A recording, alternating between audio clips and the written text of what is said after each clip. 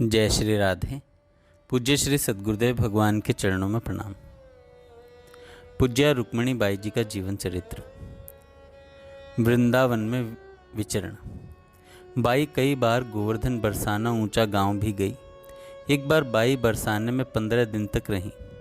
उस अवधि में उनकी अलमस्त रहनी तो बाई के उन्मुक्त जीवन की एक सरस झांकी है।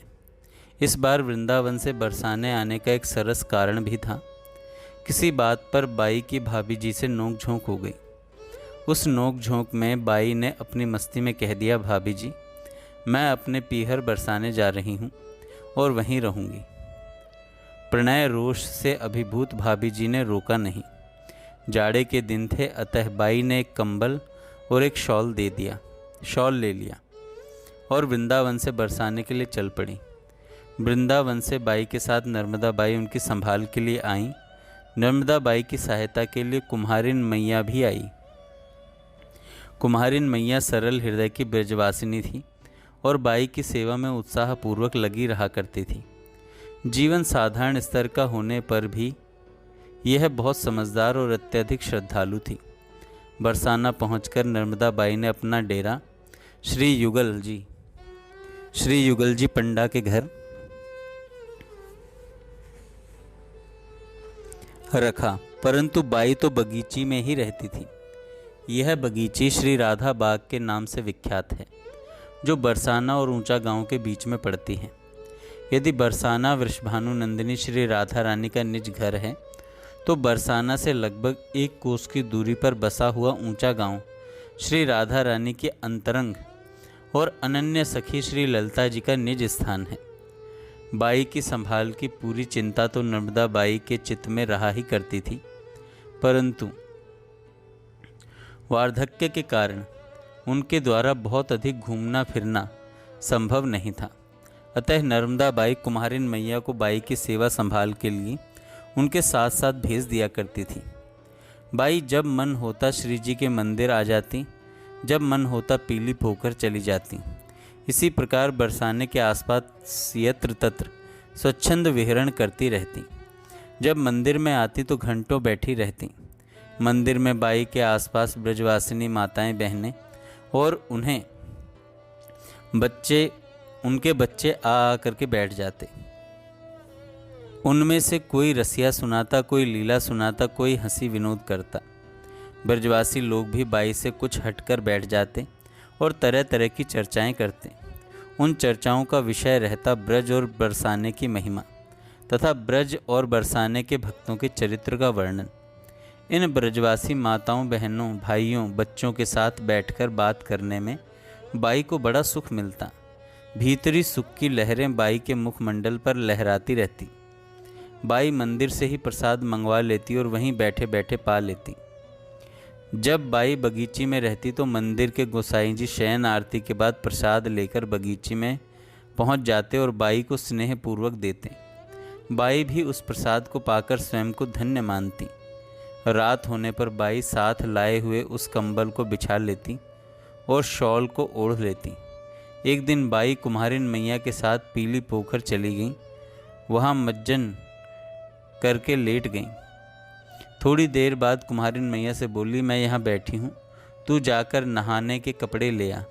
इधर कुम्हारिन मैया कपड़े लेने के लिए पंडित जी के घर आ गई और उधर बाई अपनी चप्पल पीली पोखर पर छोड़कर नंगे पैर प्रेम सरोवर चली गई। कुम्हारिन मैया जब कपड़े लेकर आई तो बाई वहाँ थी ही नहीं, बस बाई के स्थान पर बाई की चप्पल थी।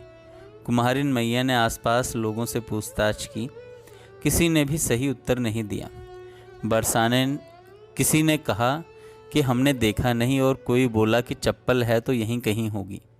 चप्पल को पड़ी देखकर कुम्हारिन मैया ने यह अनुमान लगा लिया कि बाई स्नान करने के लिए पीली पोखर गई होंगी, पर बाई तो वहाँ भी नहीं है। क्या इसका अर्थ यह लगाया जाए कि स्नान करते करते बाई डूब गई? पर यह तो हो नहीं सकता। कुम्हारिन मैया ने इधर उधर बहुत खोजबीन की और जने जने से पूछताछ की, परंतु उसे कोई भी ऐसा सूत्र नहीं मिला जिसके सहारे उसे बाई की उपस्थिति का भान हो सके। खोजते खोजते रात के 8 बज गए, पर बाई नहीं मिली। ज्यों-ज्यों समय बीत रहा था, कुम्हारिन मैया की चिंता बढ़ती चली जा रही थी।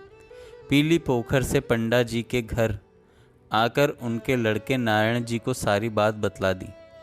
नारायण जी भी बाई की खोज में प्रवृत्त हो गए। कुम्हारिन मैया पुनः पीली पोखर आ गई और मन ही मन भगवान से प्रार्थना करने लगी। उसे एक साधु बाबा दिखलाई पड़ गए। उन बाबा से कुम्हारिन मैया पूछ बैठी, बाबा, आपने सफ़ेद साड़ी पहने हुए किसी बाई को इधर आसपास से जाते देखा है क्या? बाबा बोले, मैया, बहुत देर पहले खेत की पगडंडी के रास्ते उस ओर सफ़ेद साड़ी वाली एक बाई गई तो थी, फिर आगे जाकर वह किधर गई यह मैं नहीं बतला सकता। साधु बाबा ने जो दिशा बतलाई थी उस ओर कुम्हारिन मैया चल पड़ी। आगे जाने पर उसने देखा एक पहाड़ी पर बाई अकेली बैठी है। बाई के समीप कोई भी नहीं है, न कोई बालक, न कोई वृद्ध, न कोई माता, न कोई बहन। अब रात के 9 बज रहे थे। अंधेरी रात में वहाँ भला रहता भी कौन? कुम्हारिन मैया बाई के पास गई, बाई को आवाज़ लगाई। आवाज़ का कोई उत्तर बाई की ओर से नहीं मिला। बाई को यह भी ज्ञात नहीं हो पाया कि कुम्हारिन मैया मेरे पास आई है। कुम्हारिन मैया ने अनुमान लगा लिया कि भाव निमग्न बाई को अपने शरीर की सुध-बुध नहीं है। जाड़े के दिन थे, रात के 9 बज चुके थे। बाई को चेत करवाना आवश्यक था। अतः कुम्हारिन मैया ने बाई के शरीर पर की शॉल उतारनी चाहिए। जैसे ही कुम्हारिन मैया ने शॉल को छुआ, बाई पीछे लुढ़क गई। कुम्हारिन मैया ने झट से बाई को संभाल लिया और अपनी गोद में लिटा लिया। बाई तो बाह्य ज्ञान शून्य थी, अतः कुम्हारिन मैया जोर जोर से राधे राधे करने लगी। इसी समय बाई को ढूंढता हुआ श्री नारायण पंडा भी वहां आ गया। कुम्हारिन मैया के बहुत प्रयास करने के बाद बाई सचेत हो पाई और रात्रि के लगभग 11 बजे लौटकर आ पाई। बरसाने की रजका और ब्रजवासी बहनों माताओं का संग सुख लेते हुए 15 दिन देखते देखते बीत गए। भले भाभी जी ने प्रणय रोष में बाई को रोका नहीं था, पर वह प्रणय रोष कितने क्षणों का था। यह प्रणय रोष तो पानी पर की लकीर था, जो कुछ ही क्षणों में मिट गया और उस प्रणय रोष ने आत्मदोष का रूप ले लिया। भाभी जी स्वयं को दोषी मानती हुई सोचने लगीं कि मैंने बाई को बरसाने जाने से क्यों नहीं रोका। भाभी जी को बाई के स्वास्थ्य की और संभाल की निरंतर चिंता बनी रहती थी। अतः 5 दिन बाद ही वे भी वृंदावन से बरसाना आ गईं। समय समय पर वृंदावन चलने के लिए मनोहार करती रहती थीं। 15 दिन बाद बाई ने वृंदावन चलने की स्वीकृति प्रदान कर दी। स्वीकृति मिलते ही भाभी जी ने वृंदावन से मोटर गाड़ी मंगवा ली।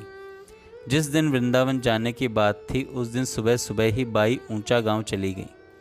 ऊंचा गांव में श्री ललिता जी के मंदिर में कुछ देर बैठने के बाद कुम्हारिन मैया से बाई बोली, मैया, बरसाने जाकर मेरे कपड़े ले आ और भाभी जी को भी बुला ला। कुम्हारिन मैया भाभी जी के पास पहुंची और बोली, भाभी जी, आपको बाई ने बुलाया है। भाभी जी बोली, मैया, तू जल्दी से बाई को ऊंचा गांव से यहाँ ले आ, मैं वृंदावन चलने की तैयारी कर रही हूँ। भाभी जी के आदेशानुसार बाई को बुला लाने के लिए कुम्हारिन मैया बरसाने से ऊंचा गांव गई। वह बाई को मंदिर में जहाँ बैठाकर गई थी, वहाँ बाई को न पाकर मंदिर के पुजारी से पूछने लगी, बाई को मैं आपकी देख रेख में छोड़ गई थी, अब वह बाई कहाँ है? मंदिर के पुजारी ने कहा, मैया, बाई तो बहुत देर तक बैठी रही। यही सोचकर मैंने उनसे कहा कि नेक सी चाय पिला दूं तुम्हें। यही सोचकर मैं चाय बनाए के ताई भीतर गयो, लौटकर आयो तो बाई थी ही नहीं।